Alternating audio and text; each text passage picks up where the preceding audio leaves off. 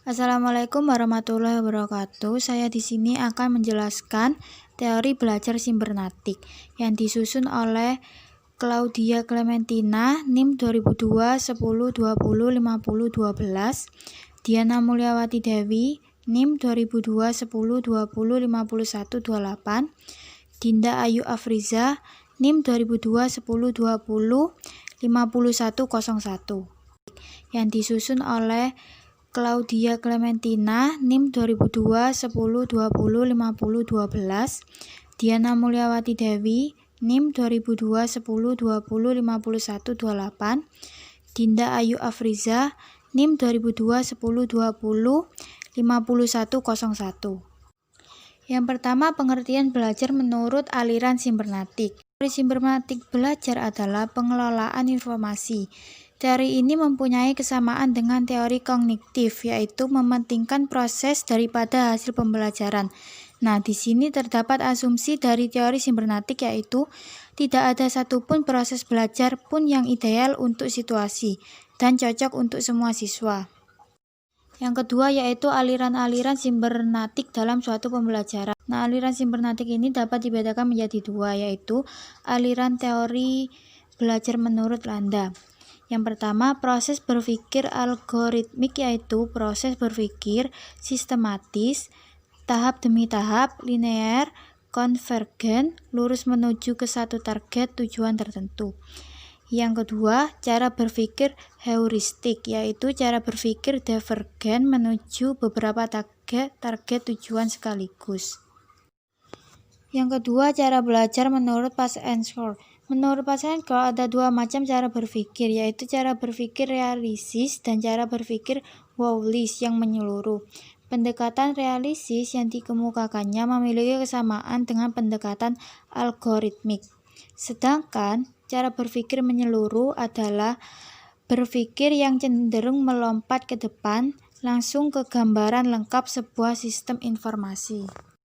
Saya Claudia Clementina, NIM 2002 10 20 50 12. Saya akan melanjutkan membaca. 3. Bagaimana kondisi internal dan eksternal pada siswa? Kondisi internal pada peserta didik yang mempengaruhi proses belajar melalui proses pengolahan informasi dan yang sangat penting untuk diperhatikan oleh seorang guru dalam mengelola pembelajaran antara lain: 1. Kemampuan awal peserta didik, 2. Motivasi, 3. Transfer. Kondisi eksternal pada peserta didik yang mempengaruhi proses belajar dengan pengolahan informasi antara lain: 1. Kondisi belajar, 2. Tujuan belajar, 3. Pemberian umpan balik. Tahapan dalam pembelajaran sebagai cara-cara eksternal yang berpotensi mendukung proses internal dalam kegiatan belajar: 1. Menarik perhatian, 2. Memberitahukan tujuan pembelajaran kepada siswa, 3. Memberikan bimbingan. 4. Model pembelajaran yang sesuai untuk teori sibernetik. A. Model pembelajaran kooperatif, cooperative learning. Dalam pembelajaran kooperatif, guru memberikan stimulus berupa kuis atau pertanyaan-pertanyaan sebagai tes kemampuan prasyarat siswa, sehingga siswa aktif berpikir. B. Model pembelajaran open-ended. Tujuan dari pembelajaran open-ended menurut Nohda ialah untuk membantu mengembangkan kegiatan kreatif dan pola pikir matematis siswa melalui problem solving secara stimulan. Yang kelima, kelebihan dan kelemahan teori sibernetik. Kelebihannya yaitu yang pertama, setiap siswa dapat memilih model pembelajaran yang paling sesuai untuk dirinya dengan mengakses pembelajaran melalui internet.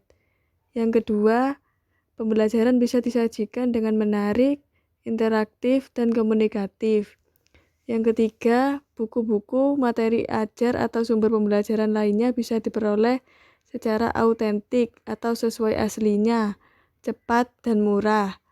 Yang keempat, secara psikologis siswa akan lebih berani bertanya pada guru dan merespon pertanyaan guru. Yang kelima, menganggap dunia sebagai sebuah global village.